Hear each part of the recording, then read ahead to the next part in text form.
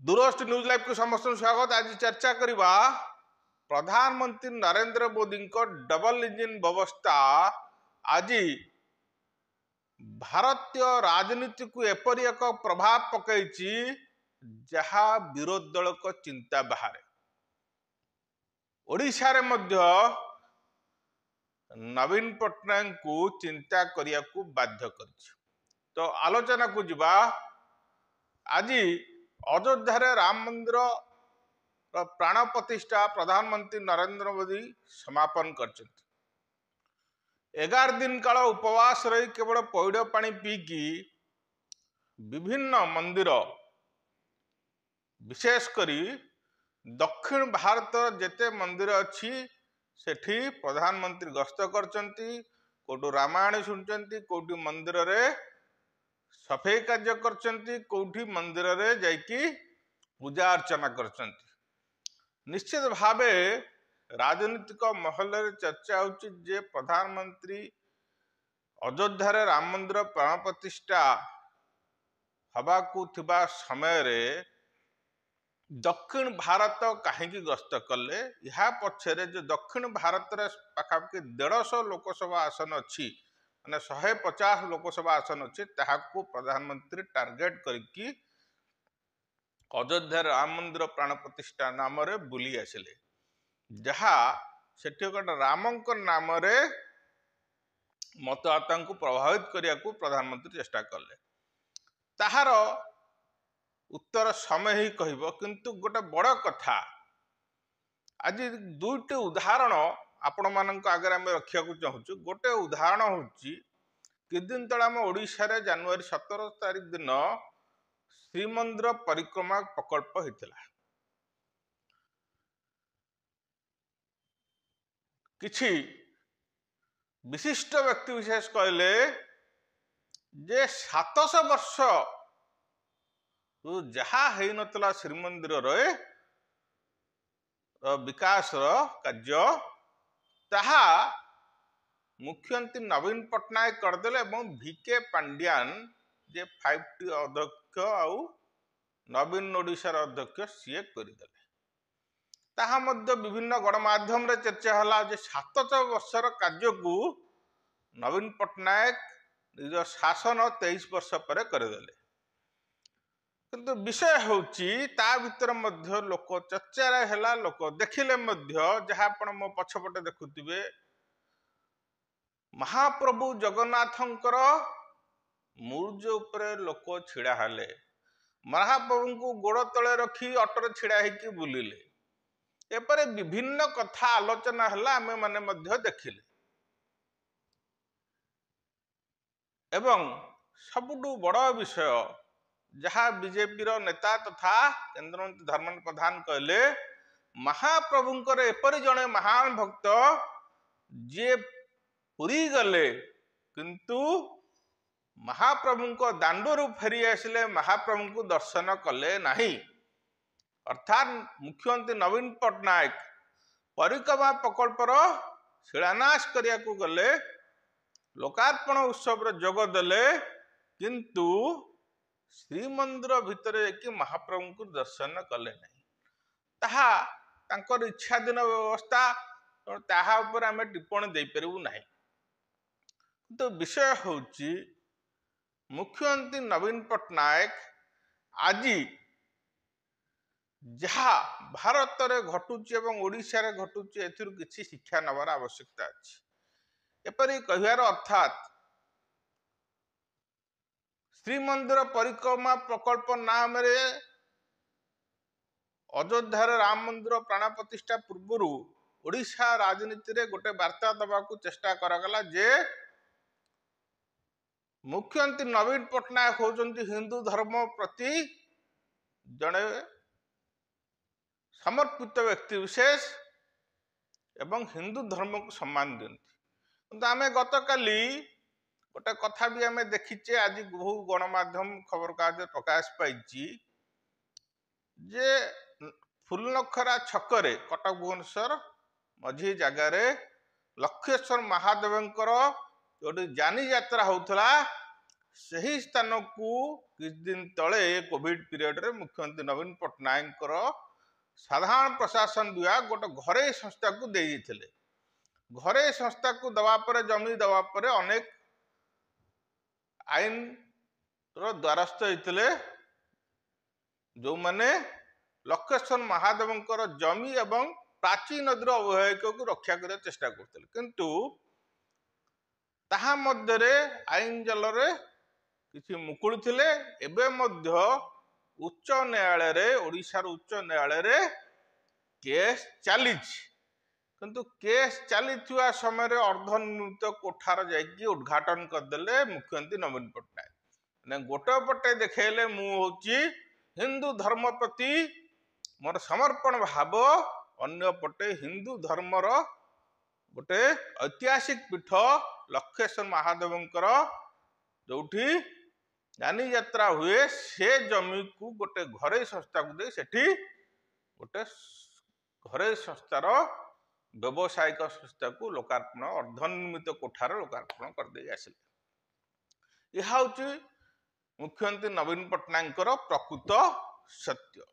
ଦ୍ୱିତୀୟ ବିଷୟ ହଉଛି ଏଇ ଯୋଉ ବ୍ୟବସ୍ଥା ହେଲା, ପରିକ୍ରମା ପ୍ରକଳ୍ପ ଯୋଉ ରଥ ବୁଲିଲା, ସମର୍ପଣ ରଥ, ତାହା ପ୍ରତି ଲୋକଙ୍କର ଭକ୍ତି ଆସିଲାନି। ସେ ଚାଉଳ ଗୁଆ ଏବଂ ଯୋଉ ଅର୍ଥ ଆଦାୟ ହେଇଛି ମହାପ୍ରଭୁଙ୍କ ନାଁରେ, ତାର ହିସାବ କେବେ ରାଜ୍ୟ ସରକାର ଦେବେ ତାହା ତ ସମୟ କହିବ। କାରଣ ବହୁ ବର୍ଷ ହେଲାଣି ଆଜି ପର୍ଯ୍ୟନ୍ତ ରତ୍ନ ଭଣ୍ଡାର, ଯିଏ ମହାପ୍ରଭୁଙ୍କ ରତ୍ନ ଭଣ୍ଡାର ହିସାବ ଦେଇପାରୁନି ଯୋଉ ସରକାର, ସିଏ ଚାଉଳ ଗୁଆ ଏଇ ଖୁଚୁରା ଟଙ୍କାର ହିସାବ କେବେ ଦେବେ ତାହା ସମୟ ସାପେକ୍ଷ। କିନ୍ତୁ ଗୋଟେ ଜିନିଷ ଆଜି ଆମେ କହିବାକୁ ଚାହୁଁଛୁ, ଯୋଉ ଡବଲ ଇଞ୍ଜିନ ବ୍ୟବସ୍ଥା କଥା କହୁଥିଲୁ ପ୍ରଧାନମନ୍ତ୍ରୀ ନରେନ୍ଦ୍ର ମୋଦୀଙ୍କର, ଆଜି ଯଦି ଆମେ ଦେଖିବା କେବଳ ଭାରତ ନୁହେଁ ସମଗ୍ର ବିଶ୍ୱ, ଆମେରିକା ହଉ, ଲଣ୍ଡନ ହଉ, ବିଶ୍ୱର ବିଭିନ୍ନ ଦେଶରେ ଆଜି ରାମମୟ। ଅଯୋଧ୍ୟାରେ ରାମ ମନ୍ଦିର ପ୍ରତିଷ୍ଠାକୁ ନେଇ ବିଭିନ୍ନ ଦେଶରେ, ଭାରତ ବାହାରେ ଶୋଭାଯାତ୍ରା ବାହାରିଛି, ସବୁଠି ରାମ ନାମ ଜପା ହଉଛି। ଆଜି ଅଯୋଧ୍ୟାରେ ବହୁ ଭିଭିଆଇପି ଅତିଥି, ସନ୍ତମାନେ ଏବଂ ସ୍ୱତଃପ୍ରଭୂତ ଭକ୍ତମାନଙ୍କର ବିଗତ କିଛି ଦିନ ହେଲାଣି ସେଠି ଜନସମୁଦ୍ର ଚାଲିଛି। ଗୋଟେ ସବୁଠୁ ବଡ଼ ବିଷୟ ଆପଣମାନଙ୍କର ଜାଣିବାର ଆବଶ୍ୟକତା ଅଛି, ଯୋଉ ଡବଲ ଇଞ୍ଜିନ ବ୍ୟବସ୍ଥା କହୁଛି, ଯୋଉଠି ଭକ୍ତିର ଭାବର ଅଛି, କିନ୍ତୁ ଓଡ଼ିଶା ଲୋକଙ୍କର ଅର୍ଥକୁ ଖର୍ଚ୍ଚ କରିକି ରାଜକୋଷ ଅର୍ଥ ଯୋଉଠି ରଥ ବୁଲାଗଲା, ସେଥିପାଇଁ ସମର୍ପଣ ଭାବନା କାହିଁକି ଆସିଲାଣି ଲୋକଙ୍କ ମନରେ? ବିଷୟ ହଉଛି ସେଠି ଯୋଉ ଡବଲ ଇଞ୍ଜିନ ଚାଲିଲା, ସେ ଡବଲ ଇଞ୍ଜିନ ନରେନ୍ଦ୍ର ମୋଦୀ ଆଉ ଯୋଗୀ ଆଦିତ୍ୟନାଥଙ୍କୁ ନୁହେଁ, ଡବଲ ଇଞ୍ଜିନ ହଉଛି ସରକାର ଆଉ ଭଗବାନଙ୍କୁ ଭଲ ପାଉଥିବା ଭକ୍ତଙ୍କ ମଧ୍ୟରେ ଡବଲ ଇଞ୍ଜିନ। ରାମ ମନ୍ଦିର ଟ୍ରଷ୍ଟ, ଅଯୋଧ୍ୟା ରାମ ମନ୍ଦିର ଟ୍ରଷ୍ଟ ଯେତେବେଳେ ସର୍ବୋଚ୍ଚ ନ୍ୟାୟାଳୟ ନିଷ୍ପତ୍ତି ଦେଲେ ଯେ ସେଠି ମନ୍ଦିର ନିର୍ମାଣ କରିହେବ, ତ ଟ୍ରଷ୍ଟ ଚିନ୍ତା କଲା ଯେ ଆମକୁ ଯଦି ମନ୍ଦିର ନିର୍ମାଣ କରିବାକୁ ହବ ତେବେ 900 କୋଟି ଟଙ୍କା ନିହାତି ଆବଶ୍ୟକତା ଅଛି। ତେଣୁ ସେମାନେ ଲୋକଙ୍କ ପାଖରେ ପ୍ରାର୍ଥନା କଲେ, ଯେ ଭିକ୍ଷା କଲେ ଯେ ମନ୍ଦିର ପାଇଁ ଅନୁଦାନ ଦିଅନ୍ତୁ। ଏବଂ ବଡ଼ ବିଷୟ ହଉଛି ହିସାବରେ ଗଡ଼ବଡ଼ି ନାହିଁ, ଆକାଉଣ୍ଟକୁ ପଇସା ଆସିଲା, ଯୋଉ ସମୟ 900 କୋଟି ପାଇଁ ରଖା ହେଇଥିଲା ଆଦାୟ ପାଇଁ, ତାଠୁ କମ ସମୟ ମଧ୍ୟରେ ଆଜି 3500 କୋଟିରୁ ଅର୍ଦ୍ଧ ଟଙ୍କା ଆସିକି ସେ ଆକାଉଣ୍ଟରେ ଜମା ହେଇଗଲା। ଯଦି ଆଜି କହିବା ସେ ମନ୍ଦିର ନିର୍ମାଣ ଏବଂ ଆଗାମୀ 1000 ବର୍ଷ ପର୍ଯ୍ୟନ୍ତ ସେ ମନ୍ଦିରର ଖର୍ଚ୍ଚ ବ୍ୟାଙ୍କ ଇଣ୍ଟରେଷ୍ଟରେ ଚାଲିପାରିବ। ତେଣୁ ଏହା ହଉଛି ଲୋକଙ୍କ ସମର୍ପଣ ଭାବ, ଯିଏ ନରେନ୍ଦ୍ର ମୋଦୀଙ୍କର ରାମ ମନ୍ଦିର, ଅଯୋଧ୍ୟା ରାମ ମନ୍ଦିର ଟ୍ରଷ୍ଟର, RSS ର, ବିଶ୍ୱ ହିନ୍ଦୁ ପରିଷଦର ଯୋଉ ପ୍ରଚେଷ୍ଟା ଥିଲା ରାମ ମନ୍ଦିର ନିର୍ମାଣକୁ ନେଇକି, ତାହାକୁ ଲୋକମାନେ ବୁଝିଲେ। ସାଧାରଣ ଲୋକ, କୋଟିପତି କଣ ଅନୁଦାନ ଦେଲେ ତାହା ତ ଭିନ୍ନ କଥା, ସାଧାରଣ ଲୋକମାନେ ସେଠି ଅନୁଦାନ ଦେଇଛନ୍ତି। ଏବଂ ସେ ଅନୁଦାନ ଅର୍ଥରେ ସେଠି ମନ୍ଦିର ହେଲା। ସେଠିକି ଯୋଉ ଭକ୍ତ ମାନେ ଯାଇଛନ୍ତି, ଯୋଉ ଲୋକ ସେଠିକି ଯାଇଛନ୍ତି, ସେମାନେ ନିଜସ୍ୱ ଅର୍ଥରେ ଖର୍ଚ୍ଚ କରି, କିଏ ଚାଲି ଚାଲି ଓଡ଼ିଶାରେ ବି ଯାଇଛନ୍ତି, କିଏ ବାଇକରେ ଯାଇଛନ୍ତି, କିଏ ଟ୍ରେନରେ ଯାଇଛି, କିଏ ବସରେ ଯାଇଛି। ନିଜସ୍ୱ ଅର୍ଥ ଖର୍ଚ୍ଚ କରିକି ଯାଇକି ଯେତେବେଳେ ପ୍ରଭୁ ଶ୍ରୀରାମକୁ ଦର୍ଶନ କଲେ, ତାଙ୍କ ମନରେ ଗୋଟେ ଯୋଉ ଆଧ୍ୟାତ୍ମିକ ଚିନ୍ତାଧାରା ସୃଷ୍ଟି ହେଲା, ତାହା କାହିଁକି ଏଠି ଓଡ଼ିଶାରେ ଜାନୁଆରୀ 17 ତାରିଖ ଦିନ ଯେତେବେଳେ ଶ୍ରୀମନ୍ଦିର ପରିକ୍ରମା ପ୍ରକଳ୍ପ ପାଇଁ ମୁଖ୍ୟମନ୍ତ୍ରୀ ନବୀନ ପଟ୍ଟନାୟକ ଆହ୍ୱାନ ଦେଇଥିଲେ ଯେ ଦୀପ ଜାଳିବ, ଛୁଟି ଘୋଷଣା କରିଦେଲେ, କିନ୍ତୁ କିଛି ତାହାର ପ୍ରଭାବ ଦେଖିବାକୁ ମିଳିଲା ନାହିଁ। ସେଦିନ ଦୂରଦୃଷ୍ଟି ପକ୍ଷରୁ ମଧ୍ୟ ଗୋଟେ ନ୍ୟୁଜ ପ୍ରସାରଣ କରାଯାଇଥିଲା ଯେ ଆଇଁଷ ହାଟରେ ସେଦିନ ପ୍ରବଳ ଭିଡ଼ ଥିଲା। ଆଜି କିନ୍ତୁ ଯଦି ଦେଖିବେ, ମୋ ପଛପଟେ ଦେଖୁଥିବେ, ଧନୀ କୋଠା ଘରେ ଯେପରି ବିଜୁଳି, ଗରିବ ଘରେ ବଲ୍ ଜଳୁନି କିନ୍ତୁ ଦୀପ ଜଳୁଛି, ଅର୍ଥାତ୍ ବସ୍ତି ଅଞ୍ଚଳରେ ଦୀପ ଜଳୁଛି। ଲୋକେ ସ୍ୱତଃପ୍ରବୃତ୍ତ ଦୀପ ଜଳିଛନ୍ତି ଅଯୋଧ୍ୟାରେ ରାମ ମନ୍ଦିର ପ୍ରତିଷ୍ଠା ପାଇଁ। ତାଙ୍କୁ କେହି ଅର୍ଥ ଦେଇନାହାନ୍ତି, ତାଙ୍କୁ କିଏ ଯାଇ ପ୍ରଭାବିତ କରିନାହାନ୍ତି ତମେ ଦୀପ ଜଳାଅ, ଆମେ ତେଲ ପଇସା ଦେବୁ, ଦୀପ ପଇସା ଦେବୁ, ବଳିତା ପଇସା ଦେବୁ। ତେଣୁ ଯୋଉଠି ସମର୍ପଣ ଭାବ ନାହିଁ, ଯୋଉଠି ଲୋକଙ୍କର ସହଯୋଗ ନାହିଁ, ଯୋଉଠି ଲୋକଙ୍କର ଆତ୍ମା ନାହିଁ, ସେଠି ବ୍ୟବସ୍ଥା ସୁସ୍ଥ ହୁଏ ନାହିଁ।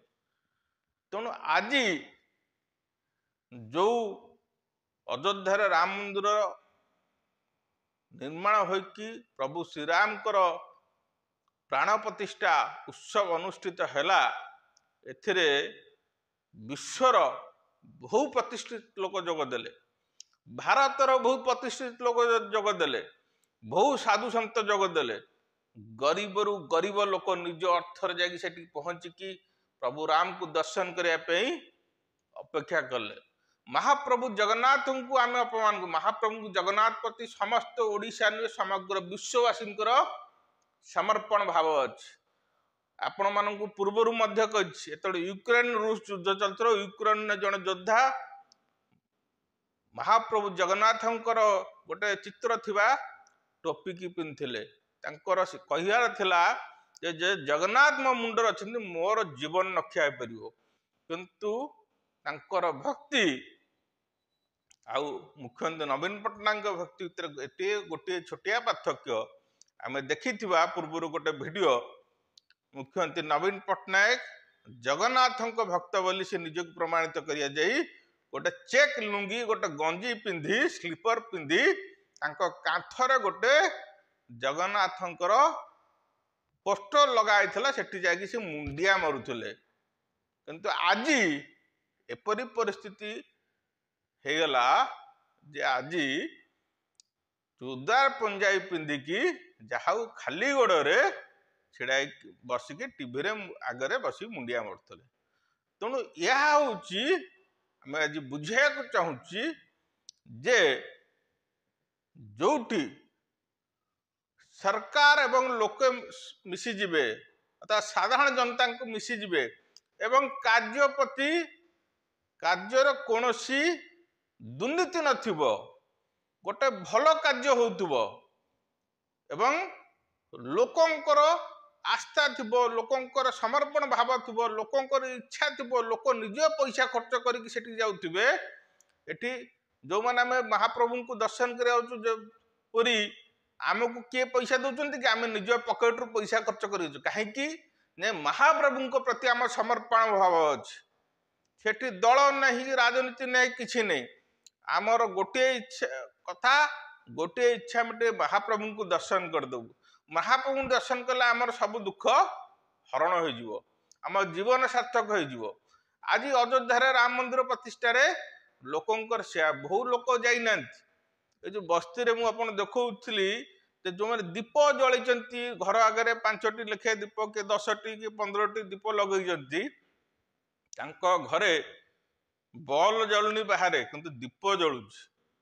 ତେଣୁ ଏହା ହଉଛି ବ୍ୟବସ୍ଥା, ଯୋଉଠି ସମର୍ପଣ ନାହିଁ, ଲୋକଙ୍କର ଇଚ୍ଛା ନାହିଁ ଯେ ସରକାରୀ ଅର୍ଥକୁ ନଷ୍ଟ କରି, ଲୋକଙ୍କର ଟିକସ ଅର୍ଥକୁ ନଷ୍ଟ କରି हिंदुत्व नार राजनीति कले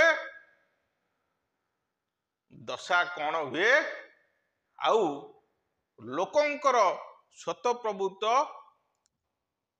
सहयोग भक्ति समर्पण ताकू नहीं कि जिते कार्यक्रम हुए सेठी अर्थ भी कमे नहीं एवं लोकंक टिकस अर्थ बर्बाद हुए नहीं लोकंकर अनुदान लोकंकर भक्ति द्वारा समर्पित अर्थरे प्रभु विराजमान हुंती प्रभु लोकं को आशीर्वाद दियंती और लोकंकर गोटे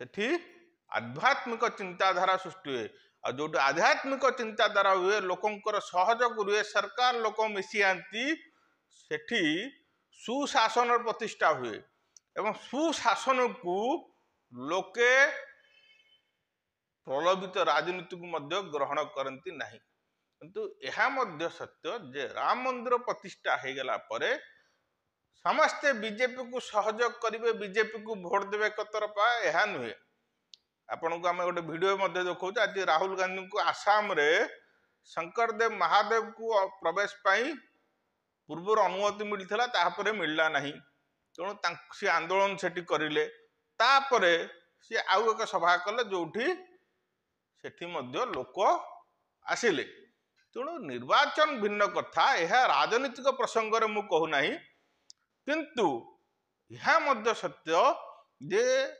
विगत ए 2-3 जहाँ जातीय गणमाध्यम रिपोर्ट आसी आज अयोध्या राम मंदिर प्रतिष्ठा हवा परे एवं 500 वर्षर गोटे युद्धर समापन होइछि कोटि कोटि कोटि कोटि नुहे आज केते वर्षर केते लोकंकर प्राण जाइछि राम मंदिर निर्माण पाई से सबू लड़ई अंत होई आज अयोध्या रे प्रभु श्री राम प्रतिष्ठा हो पारछन्ति एवं साधारण लोकंकर पैसा रे धनी कौन देले गरीब कौन देले ताहा भिन्न कथा धनी देले भी गरीब देछि तेणु एठी समर्पण अच्छी सहयोग अच्छी एवं सहृदय अच्छी एवं शुद्धता अच्छी कार्य शुद्धता अच्छी जहा लोकं को मन को छुई लोक तेणु गरीब घरे मध्य दीप जलुची आज तेणु यह 2024 निर्वाचन निश्चित भाव प्रभावित कर संदेह नहीं किंतु राजनीति केतोले मध्य कौन परिवर्तन हो